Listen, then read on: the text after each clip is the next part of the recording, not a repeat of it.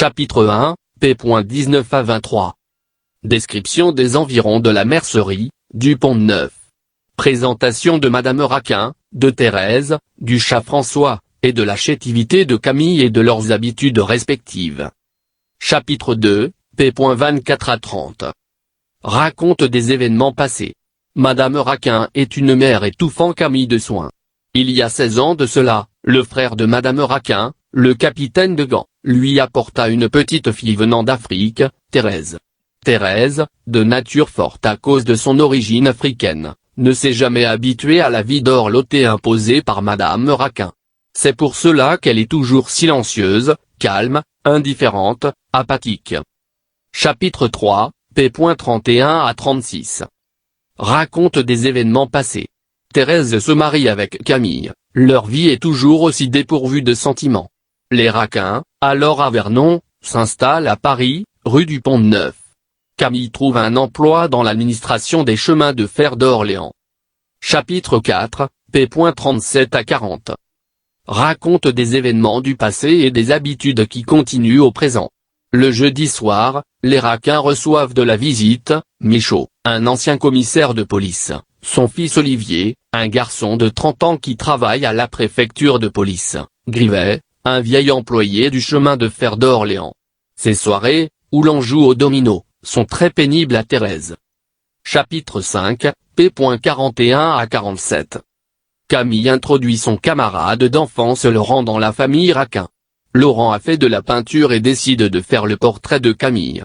Thérèse est troublée par Laurent. Chapitre 6, p.48 à 52. Laurent revient presque chaque soir chez les Raquin, continue le portrait et le termine. Il est raté mais tout le monde s'extasie devant cette réussite. Laurent, attiré par Thérèse, se laisse soudainement, dans un moment où ils sont seuls, aller à sa pulsion sexuelle primitive et accomplit l'acte, qui fut silencieux et brutal. Chapitre 7, p.53 à 61. Laurent et Thérèse se fixent des rendez-vous où ils s'adonnent à leur passion. Thérèse évoque l'erreur de son mariage avec Camille. Les deux amants plaisantent le stoïcisme du chat, François, lorsque ce dernier les regarde. Chapitre 8, p.62 à 66. Laurent fait excellente impression lors des soirées du jeudi, en compagnie de Grivet et Michaud. Les deux amants continuent leur rendez-vous secret. Cela dure 8 mois. Chapitre 9, p.67 à 74. Laurent se fait menacer de renvoi de son poste au chemin de fer d'Orléans pour cause d'absentéisme. Les amants trouvent la présence de Camille gênante pour la bonne et libre expression de leur passion réciproque. Trouble dans les rapports des amants, ils ne se voient presque plus parce que la présence de cet être chétif qu'est Camille les gêne. Chapitre 10, p.75 à 78. Une solution au problème qu'est Camille s'impose aux esprits des deux amants, le meurtre. Chapitre 11, p.79 à 90. Parfois Camille et Thérèse partent se promener le dimanche. Un dimanche, Laurent se joint à eux et ils partent pour Saint-Ouen. Laurent est poussé par l'envie de tuer Camille, il veut faire croire à un accident. Ainsi ils vont les trois faire un tour en barque sur la Seine. Laurent pousse à l'eau Camille, ce dernier arrive à le mordre au cou et lui arrache un lambeau de chair. Puis Laurent fait chavirer la barque pour faire croire à un accident. Des canotiers les récupèrent et valident la thèse de l'accident, tant bien même qu'ils n'ont rien vu. Chapitre 12, p.91 à 97. Les proches sont avertis de la mort de Camille. Madame Raquin est atterrée, et ne s'en remet pas. Laurent et Thérèse décident d'attendre que l'affaire se tasse avant de fixer de nouveaux rendez-vous secrets. Chapitre 13, p.98 à 104. La plaie de la morsure de Camille fait souffrir Laurent. Laurent veut être certain du décès de Camille, dont le corps n'a pu être retrouvé, et va tous les jours à la morgue voir si le corps de Camille n'a pas été retrouvé. Après 15 jours, Laurent voit enfin le corps de Camille. Description du corps. Chapitre 14, p.105 à 107. La mercerie est restée fermée durant 3 jours, après le décès de Camille. Madame Raquin est toujours extrêmement affaissée par la mort de son fils. Chapitre 15, p.108 à 109. Les soirées du jeudi, qui avaient été annulées après le décès, reprennent. Madame Raquin ne se remet toujours pas de la mort de son fils. Chapitre 16, p. 110 à 117. 15 mois ont passé. Les amants n'ont plus eu de rendez-vous, la mort de Camille a apaisé leur passion. Le deuil de Thérèse est fini, elle s'offre à Laurent à la seule condition du mariage. Chapitre 17, p. 118 à 126.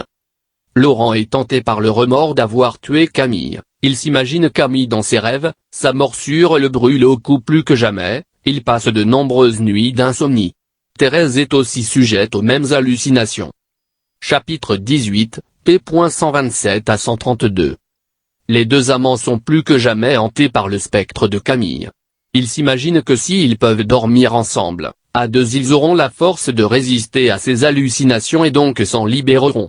Ils essayent donc de faire en sorte que leur mariage soit une proposition qui n'émane non pas d'eux, mais d'une tierce personne, pour dissiper tout soupçon hypothétique. Chapitre 19, p. 133 à 143. Thérèse affecte un air horriblement triste aux réceptions du jeudi soir, au point où Michaud en arrive à proposer à Madame Raquin, qui désespère devant la triste mine de Thérèse, le mariage entre Laurent et Thérèse. Le mariage est décidé. Chapitre 20, p. 144 à 148. Thérèse et Laurent se marient. La morsure de Camille torture plus que jamais Laurent. Les deux époux croient que le spectre de Camille ne les hantera plus dans leur nuit. Chapitre 21, p. 149 à 161. Première nuit, la nuit de noces. Thérèse et Laurent n'éprouvent plus aucune passion mutuelle. Ils n'arrivent pas à parler d'un autre sujet que de Camille. Le portrait que Laure a fait de Camille les terrorise, ils croient que Camille revit à travers son portrait et les observe. Ils n'arrivent pas à dormir de la nuit, terrorisés. Chapitre 22, p. 162 à 169.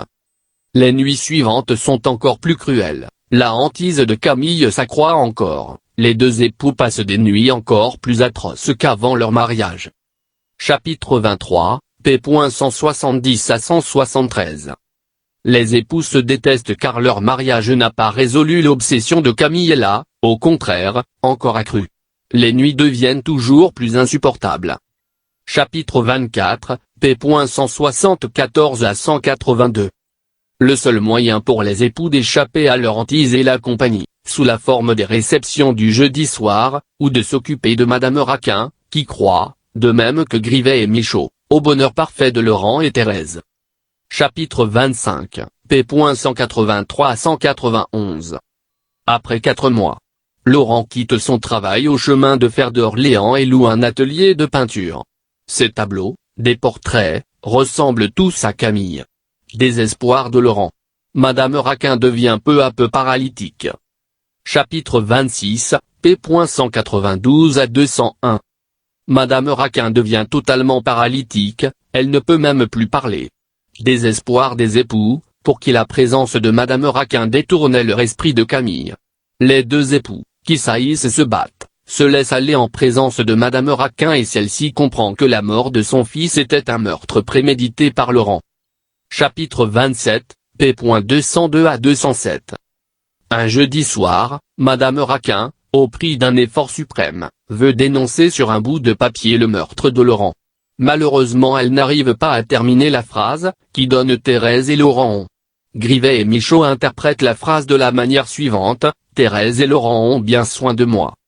Chapitre 28, p. 208 à 215. Thérèse et Laurent se rejettent mutuellement la responsabilité du crime. Ils saillissent plus que jamais. Chapitre 29, p. 216 à 224. Thérèse essaye de trouver un remède à la hantise de Camille en se culpabilisant et en s'humiliant devant Madame Raquin. Chapitre 30, p. 225 à 234.